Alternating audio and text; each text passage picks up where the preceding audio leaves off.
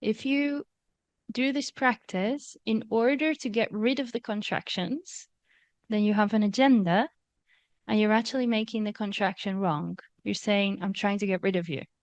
And that's not unconditional love. If you totally and completely allow it and give it permission to be as contracted as it wants to be, and say, if you stay for the rest of my life, I'm okay with that. That's true surrender. And it's in that surrender, that's unconditional love. There's no conditions with it. It doesn't have to go away. That's when it goes away, you see? And sometimes it takes time. It might not relax immediately. If it's very deep, you might have to keep being with it and being with it and being with it. But that's good. Because every second that you're being with it, you're present. So it's supporting your practice to deepen into presence, to remain unmoving no matter what. Then whatever challenges life throws at you, you become a master already. You just stay present with it. And then you respond with the same gentleness internally and externally.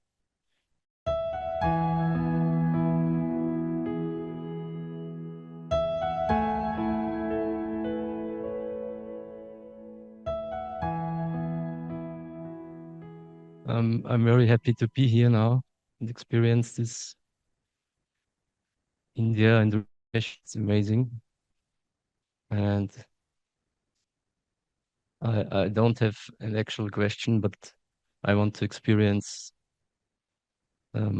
what you said now.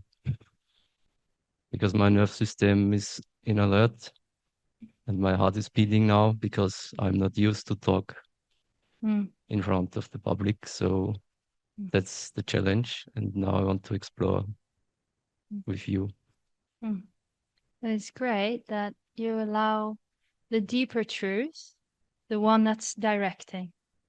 So if you allow the conceptual self to direct, then you say, no, don't put your hand up. You just stay safe and hidden. Don't let anybody Yesterday I see you. was thinking about asking another question, like to cover and hide behind and then see how it goes. Mm. So what happens is we start to discern between the expression that's really true for me and the expression that's arising from the ego that has two sides to it. Either I don't want anybody to see me, I just want to hide away, or I want everybody to look at me. There's two sides of the coin.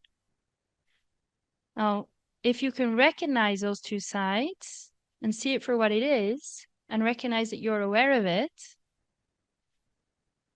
then those movements don't run your expression. What determines your behavior, what you say, what you do, how you relate, rises out of what's actually true, the deeper truth. So, can you recognize yourself as the aware witness in this moment? Yes, I think so. I mean, it's now much easier as before when I thought about it, you know. It's it's not completely relaxed, but it's okay. So, the aware witness is that relaxed or contracted? Cannot be contracted. Exactly. It was a trick question. So the body can be relaxed or contracted. The aware witness is beyond it. Now, is the aware witness, you, affected by whether the body is relaxed or contracted? No, it's not. No, it remains untouched. It's just aware. So, first of all, it's not about making the body relaxed. It's about allowing the body to be however it is. So if it's contracted, there's nothing wrong with it. There's just a seeing. Ah, look at this. The system feels contracted. And then we have a look. Well, where is it contracted? Because now we're approaching the inquiry not from a violent place of this is wrong, I need to change this, I need to fix this, I'm broken somehow, but curious gentleness. What actually is here? What's happening?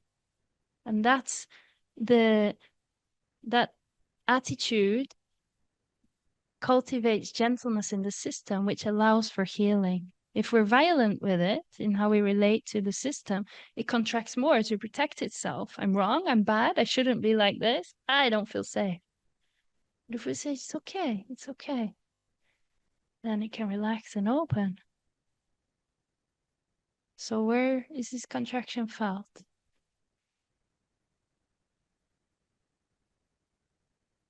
In the body? Mm-hmm. Yeah, in the chest area and stomach. Okay. So we notice it, it's here and it's here. And now just very, very gently allow it.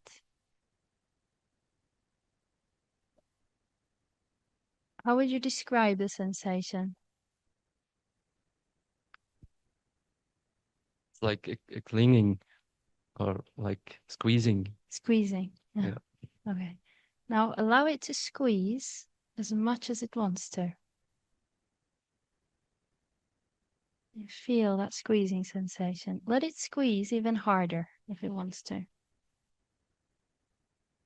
I guess I cannot do this. What can you not do? I cannot make it more intense. No, you don't have to make it, but I'm saying if it does it by itself, allow it to. Yeah. Yeah. You just allow it Yeah. to do whatever it wants to do.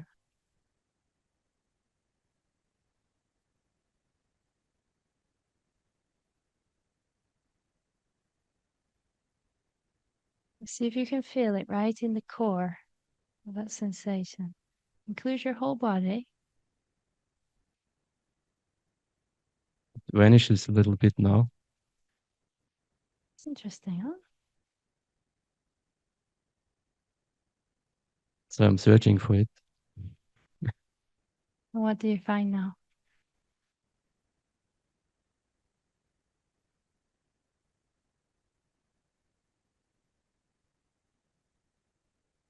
Well, it's almost gone, I would say. Now, this is the great paradox.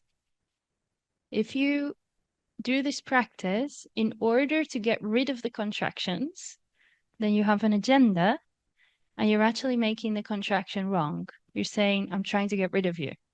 And that's not unconditional love. If you totally and completely allow it and give it permission to be as contracted as it wants to be and say, if you stay for the rest of my life, I'm okay with that. That's true surrender. And it's in that surrender, that's unconditional love. There's no conditions with it. It doesn't have to go away. That's when it goes away, you see?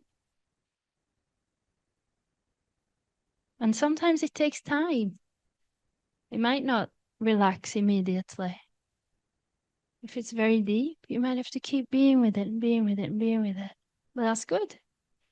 Because every second that you're being with it, you're present. So it's supporting your practice to deepen into presence, to remain unmoving no matter what. And whatever challenges life throws at you, you become a master already. You just stay present with it. And then you respond with the same gentleness internally and externally.